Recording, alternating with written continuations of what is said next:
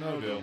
Brought to you by Brady Industries, a provider of commercial cleaning supplies and equipment throughout the western United States for over 65 years. Brady Industries Clean Solutions, a tradition for generations. Number 1. Big deal, no deal. BYU men's hoops making an NIT run. Jerem? Sorry, have they made an NIT run? The idea of the run is no deal. They have to do this for it to be a deal. Even then, name the NIT winner last year. Tell me who it was. I have no idea. SMU? Was it SMU? Somebody check that. I'll take who cares for 300. Somebody check that. Was it SMU? You have the internet. It'll be fun. It'd be fun for us to watch BYU play some more games. It'd be fun to have BYU in New York City. Yes. Is it a big deal? No. Yeah, I say it's no deal because they don't even know who they're playing yet. Let's see who BYU plays, if they have home game or home games, if they get a favorable seeding and a draw that way. Let's see the NIT bracket before we decide that this is a big deal. Right now is no deal. BYU basketball, the fact that they're playing still is good. Yeah, it could be fun, right? It was fun when BYU. Oh, it was really fun when they went to Southern Miss and won in Washington and Mercer and Bill Walton was in there. Glad to be here. That whole thing, that was fun. There's a chance that Bill Walton could be calling a game for BYU again. So, yeah. Now, that is a bigger deal than anything BYU does than winning the NIT, is that Bill Walton comes to the Marriott Center. There's a chance that Bill could come back to the Marriott Center and talk more about Kreshimir Chosic. Brigham Young was right. This is your place. Now he's Lou Holtz. I don't know what just happened there. Bill Walton means Lou Holtz. I can see colors. Number 2. Big deal, no deal. Lexi Rydalch passes Hank Gathers as the WCC all-time leading scorer. You're a fool if you don't think this is a big deal. How many other players have scored more points in the West Coast Conference? Where are those crickets now? Wow, we are slow on the trigger. Whatever. Of course this is a big deal, Jaron, because Lexi Rydalch is going to hold that record maybe for 20 years, because that's how long it was like 25, that's how long it took years, for right? someone to break Hank Gathers. And this is a woman passing a man, either gender. Lexi Rydalch has scored more points than any other athlete ever played in the West Coast Conference. Incredible. Listen, it's been so fun to watch Lexi Rydalch play. It's been so fun. She's been unbelievable. She's going to be a WNBA draft pick. She will be drafted in the WNBA. Now we've got Inception going. Number 3. Big deal, no deal. Kalani Sataki says there will be a tight end on the field for BYU. Do we have any blue goggles anywhere? Yeah. Oh man, we've got to get some up here. Well, I'm sure they're around. If I had them, I would put them on. Yeah, we've got someone looking for them right now. I think this is a big deal.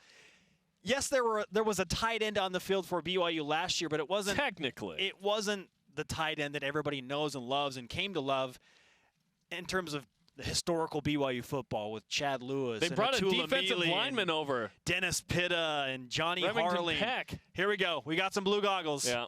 Blue goggles. So, yes. I won't be needing these. This is a huge deal for BYU to have the old school tight end that Ty Detmer thrived on. Chris Smith, when he was throwing down the field to him, an 18-yard down and outs. Like, it's a big deal to me that BYU is going to implement the tight end back in the way that they used to run it with Ty Detmer. The tight end is a big part of BYU. We talk about all the quarterbacks, right? There have been some legit tight ends. So I still go no deal, though, because, one, we don't know who it is. We don't know how good they're going to be. I want to see that position develop before we declare that it's a big deal.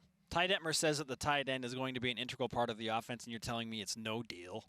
Do you even know the name of the dude that's going to do that? That's it might be Brian Sampson. I don't know. I want to know who the guy is and see him perform. It could be Josh Weeks. Okay, that's maybe good. Maybe it's Josh Weeks. Yeah, maybe. We don't know. It's March 8th.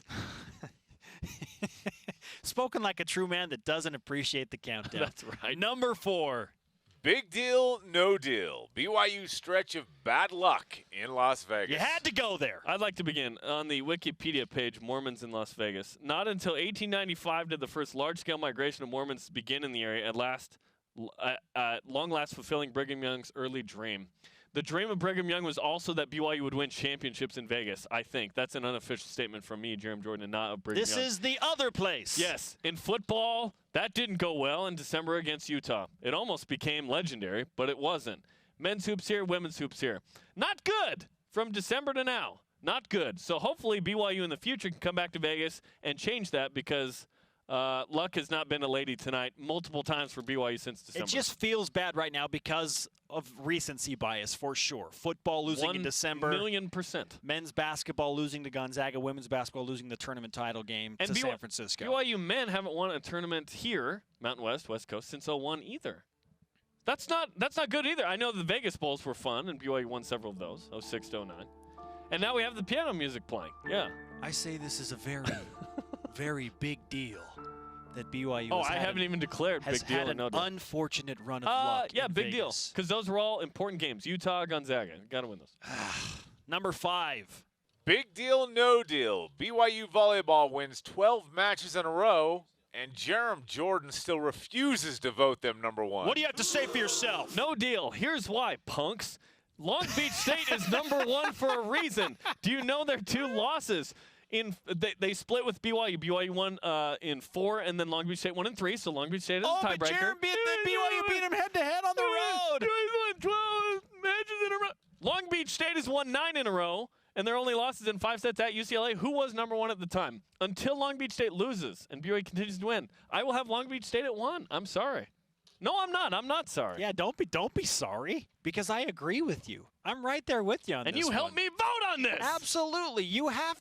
Again, when you have to look at every team's resume week in and week out. I'm sorry for looking at the entire picture and making rational conclusions, said nobody.